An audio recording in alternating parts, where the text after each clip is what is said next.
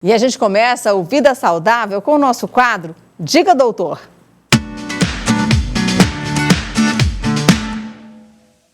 Neste dia 10 de março foi comemorado o Dia Mundial do Rim. A doença renal crônica ela se caracteriza por lesões irreversíveis nos rins e o diagnóstico precoce ele é fundamental para controlar a doença. Nós vamos conversar a partir de agora com o nefrologista Mário Nicolau, que vai nos explicar tudo direitinho sobre os principais fatores de risco. Seja bem-vindo, viu, doutor Mário, aqui mais uma vez no Vida Saudável. Olá, tudo Nayara. bem? Muito obrigado pelo convite. A gente falar de um tema tão importante que é a doença renal crônica. E é uma doença silenciosa, né, doutor Mário? Exatamente. Nas suas fases iniciais, é uma doença que não tem nenhum sintoma, em geral. Por isso, é uma doença altamente traiçoeira e que se você tem que estar atento aos fatores de risco para ir em busca de um diagnóstico precoce. E quais são os principais fatores para as doenças renais? A doença renal ela tem alguns fatores de risco, como, por exemplo, os mais importantes. Pressão alta, diabetes, você tem alguém na família que faz hemodiálise, ou então você faz uso de automedicação de forma frequente, usa muito anti-inflamatório, você vai urinar, percebe que sua urina às vezes espuma o vaso sanitário, ou então altera muito a cor, que às vezes urina escura. Tudo isso é fator de risco para que você tenha algum tipo de doença renal que é preciso investigar. Beber pouca água é um fator de risco? É um grande fator de risco. A ingesta de água tem que ser, em geral, em torno de 2 a 2,5 litros todos os dias. E não adianta você chegar em casa à noite, abrir a geladeira e tomar os 2 litros de água de uma vez só. Tem que ser algo ao longo do dia. Então, de manhã, de tarde e também à noite. A gente recomenda, principalmente os idosos que não têm sede, ter sua própria garrafa de água na geladeira, para ele ir se policiando o quanto que está bebendo ao longo do dia. E quais são as principais doenças renais? As doenças renais principais em consultório que a gente observa são 3 tipos. A primeira é a infecção urinária, que acomete principalmente a mulher, aquela dorzinha no final da urina, aquela urgência para urinar, vai várias vezes e às vezes só pinga, sente um pouquinho de calafrio, isso aí é a infecção urinária. A outra, o cálculo renal, que é a pedra nos rins, aquela dor insuportável que todo mundo se lembra, quem já teve. O índice de recorrência é importante, 50%. Então a gente precisa, caso você tenha algum histórico de algum dia ter eliminado pedras, investigar o motivo de ter tido aquele cálculo. E a terceira é a redução do funcionamento renal, que a gente chama doença renal crônica, que pode ser tanto agudo, devido a algum fator momentâneo, como também pode ser crônico, que venha ao longo de um tempo. Tá, a gente tem aqui uma cartelinha com os principais sintomas, né, dos problemas nos rins, para poder as pessoas identificarem esse problema em casa, por exemplo. Alterações da cor e do cheiro da urina. O senhor chegou até a falar sobre isso, né, doutor? Isso. A alteração da cor, do cheiro, pode dar indício de que alguma coisa não vai bem, principalmente em relação à sua bexiga, uma cistite, uma inflamação, uma infecção que precisa ser melhor avaliada.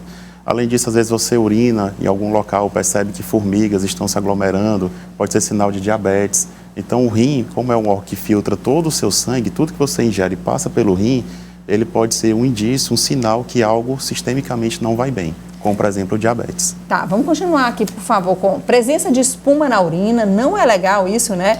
Dificuldade para dormir ou menor qualidade de sono, tem a ver também com problema renal? Tem. Então, a presença de espuma na urina, o que é isso? Você vai urinar, parece que você jogou sabão na água do vaso sanitário, cria muita espuma. Isso é sinal de quê? Que você está eliminando proteínas. As proteínas, quando a pessoa é saudável, não passa em grande quantidade para a urina. Quando ocorre alguma anomalia, algum defeito na membrana de filtração, essa excreção, essa eliminação de proteína passa a ser maior. E aí você percebe através da espuma. Então, se sua urina espume, procura um especialista para investigar melhor. Alteração de sono, alteração do apetite, tem a ver com alguma sujeira no sangue que está em maior quantidade. Como o rim é o nosso filtro natural, com a redução do funcionamento, acaba que acumula sujeira no sangue. Essa sujeira a gente chama de ureia, creatinina, potássio, cálcio. E esse desequilíbrio, principalmente em relação à elevação da ureia, que a gente chama de uremia, pode provocar distúrbio do sono e distúrbio do apetite. Tem mais sintomas aí, coloca a cartela, por favor, para a gente finalizar a cartela.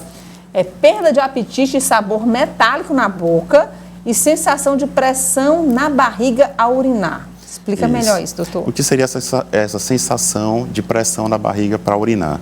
Em geral, acontece mais em homens. A próstata aumenta de tamanho, somente os idosos acima de 60 anos, e acaba provocando a semi-obstrução da via urinária. Aí você precisa fazer mais força na bexiga para que o jato urinário saia. E o jato urinário ainda sai fraco. Então, se você está percebendo que você tem que fazer uma força cada vez maior para urinar, que mesmo assim seu jato urinário é fraco, que no final da micção você ainda percebe urina na sua bexiga, cuidado, pode ser sinal que alguma obstrução urinária baixa está tendo em você. O homem seria a próstata e a mulher talvez seja até câncer do colo uterino. Então, qualquer sinal que esteja ocorrendo em relação à obstrução ou sinal ou sintoma, procure um especialista para melhor ser avaliado. Essa história de gosto metálico na boca. Alteração do paladar. Isso é em decorrência do acúmulo de ureia. A ureia, quando em excesso, o valor normal para você ter ideia, Nayara, é em torno de 40. O paciente, quando tem redução no funcionamento renal, pode superar às vezes o valor de 200, ficar 5 vezes maior. E essa ureia alta, ela prejudica todo o aparelho gastrointestinal da pessoa e pode provocar alteração do paladar. Sentir, às vezes, gosto metálico, alteração do apetite, náuseas, enjoos, inclusive a vomitar. Doutor Mário, e quando a pessoa começa a sentir dores aqui atrás, aqui nessa parte aqui, gente, aqui, pedra no rim, por exemplo, dá essa dor aqui, tem um outro momento que também essa dor pode aparecer? Sim, com certeza. A dor nas costas é uma das principais causas de procura no nefrologista. Só que a gente percebe que, na grande maioria das vezes, na verdade, é dor osteomuscular. Dor de coluna, às vezes a pessoa se senta mal, tem um mau posicionamento da coluna e acaba provocando essa dor. Mas, de qualquer forma, é bom investigar alterações renais. Às vezes um cálculo, um cisto, que esteja em via de eliminação, se for uma pedra nos rins. Mas sempre alertando, dor nas costas, em geral, é problema osteomuscular. Se for uma dor renal, é uma dor muito intensa. Ela se assemelha, no caso das mulheres, à dor do parto normal. É uma dor insuportável, que vem associada a náuseas, vômitos e uma dor que irradia para a região íntima da pessoa. E algumas pessoas, elas têm mais tendência a ter pedras nos rins. Na minha família mesmo, eu tenho um irmão que ele vira e mexe, ele está tirando pedra nos rins. Já se internou umas 3 vezes. Isso é normal, doutor? Quer dizer, não deve ser normal, é claro, mas existe uma tendência maior dessa pessoa ter essas pedras nos rins do que outras? Tem sim. O cálculo renal, algumas causas têm a ver com hereditariedade, tem a ver com causas genéticas, que é preciso estar investigando para poder melhor tratar. Uma vez que uma pessoa tem uma crise de cálculo, a chance de recidivar chega a ser superior a 50%. Então, isso revela a importância de você fazer vários exames hormonais para ver quanto é que está seu sódio, seu potássio, seu cálcio, tanto do sangue como na urina, fazer certos hormônios, como o hormônio da paratireoide, para ver se está tendo algum distúrbio que se possa tratar. Hoje em dia, devido ao Covid, está todo mundo fazendo uso da vitamina D. E muitas vezes em excesso. Uma dose que você tomar em uma semana, um mês, tem pessoas tomando diariamente ao longo dos últimos 2 anos. Então você percebe o tanto que está aumentando o índice de cálculo renal hoje em dia na população. Além disso, tem a questão da água. A gente vive hoje em dia num ambiente com ar-condicionado, não se lembra de beber água, vida muito agitada, corrida. Quando vai lembrar de beber água, já às vezes tarde demais. E acaba provocando depósito de sais dos rins, com consequente formação do cálculo renal. E pessoas que têm cistite, infecção urinária recorrente, isso é um risco também? Também. A cistite de repetição, se não tratada, ela pode evoluir para infecção mais grave, que é aquela infecção que acomete os rins, que a gente chama pielonefrite. E quando ocorre pielonefrite, infecção renal em si, há um risco de piorar a função do seu rim. E por que diz que a doença renal ela é silenciosa, doutor? Já que causa dor, causa tudo isso? Pronto. A gente falou de vários sintomas, né? Náuseas, vômitos, inchaço, aumento de pressão, mas tudo isso vem nas fases mais tardias, quando o rim já funciona menos que 50%. Naquelas fases iniciais, a redução do funcionamento renal, praticamente não há sintomas. Por isso que a prevenção é o melhor tratamento para a doença renal. Uma vez que você chega em fase mais avançada, seu rim já funcionando 30%, 20%, não há mais o que fazer para retroagir essa função. A doença renal crônica, por si só, definição, ela é crônica, progressiva e irreversível. Ou seja, aquela função do rim que você perdeu não volta mais. Nunca mais retorna, caso seja um paciente com doença renal crônica. Então, por isso que é muito importante a avaliação, verificar se você já tem algum grau de doença renal e mudar o estilo de vida. O estilo de vida melhor já aumenta muito a chance de você nunca ir para hemodiálise. E o estilo de vida é simples, é você ter uma alimentação com mais verduras, legumes, evitar produtos industrializados, ultraprocessados, dê preferência para carnes brancas, magras e, logicamente, beba muita água. Existem alguns exames específicos para fazer essa prevenção? Existe. E são exames simples. Basicamente, a gente pede uma creatinina no sangue. Creatinina é como se fosse a sujeira no sangue da pessoa. Quanto maior a creatinina, mais sujo o sangue está, sinal que o rim não está funcionando tão bem.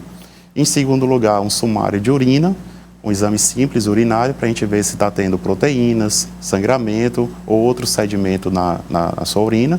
E o terceiro, um exame de imagem, um simples ultrassom, para verificar se tem cálculos, cistos, anomalias de formato, localização, para que haja o devido acompanhamento futuro. Ok, então, gente, no dia 10 de março agora foi comemorado, né, o Dia Mundial do Rim. Na verdade, é uma campanha que se faz, né, para justamente chamar a atenção da população, que é o que a gente está tentando fazer agora, né, doutor Mário? Exatamente. Você tem ideia, Neyara? A cada 10 pessoas que têm doença renal, 9 não sabem. Então, a Organização Mundial da Saúde, desde 2006, vem com essa campanha anual a fim de conscientizar a população para os fatores de risco e incentivá-la a procurar o nefrologista para o devido acompanhamento. Ok, então, muitíssimo obrigada pelas informações e até a próxima, né, doutor Mário? Até a próxima, eu que agradeço o convite. Muito obrigado. É isso, gente, vamos ficar atentos aí, vamos beber bastante água. Eu agora já ando com a minha garrafinha, viu, sempre tomando água, porque como o doutor Mário disse, não adianta você tomar os 2, 3 litros todos de uma vez, tem que ser, ao longo do dia.